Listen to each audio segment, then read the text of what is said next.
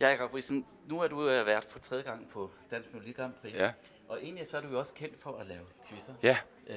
Og så tænker jeg, at jeg vil lave en lille quiz med dig. Jeg plejer at være ham, der stiller spørgsmålene. Ja. Men okay, lad gå. Nu må du komme med svar. Ja, det er i orden. Jeg tænkte, at jeg vil spørge dig lidt om din medvært, Annettes Grand Prix-karriere. Det var straks sværere. Ja. Vi lægger ud med et hårdt spørgsmål her. Hvilket år gjorde Annette Grand Prix-debut? Jeg anede dårligt nok, hun havde været med i Grand Prix. Ej, det passer jo ikke. Men jeg er altså min her Grand Prix. Der kommer et skud her. Det bliver i... Jeg kan sige det i 80'erne. Er det noget med... jeg tror, jeg nu ved, at vi er ude i noget med Tommy Sebak. 87?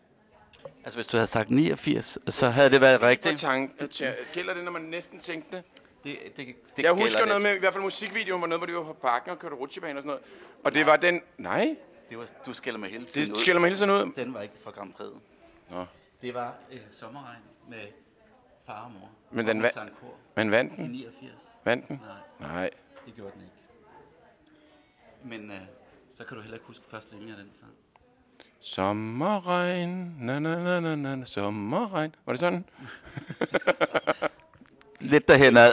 Tæt på. Ja, det var halv point, ikke? I 1981, der sang norske Egil Øldøen. Du er musik... Hvad hedder han?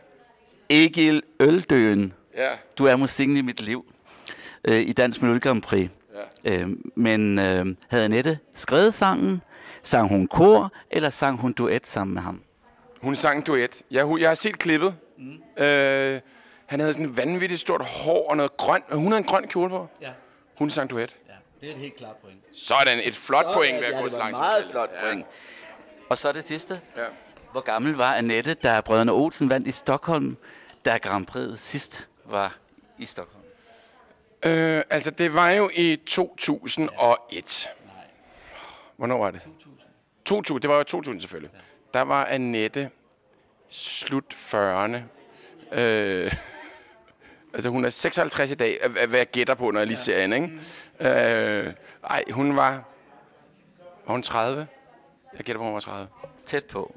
27. 28. Halv point igen, halv point igen. Så det blev til 2 point. Ja, 2 store flotte point. Ja, præcis. Ja. Så håber... 2007 var hun med i Airport, ikke? Jo. Nå, der kan du se. Det halv point yderligere, vil jeg sige. Ja, og hvor mange point fik hun, så får du et helt point. Altså, hvor mange point hun fik? Ja. 32? Nej, hun fik ikke nogen. 0 point? 0 point i finalen. Det er derfor, det er jo en skamplet på familien Heiks karriere. Ja, det er derfor, simpelthen. altså, jeg har spist morgenmad i morges med både Kjeld, Hilda og Annette, og det var ikke op at vinde, men nu ved jeg jo hvorfor. Ja.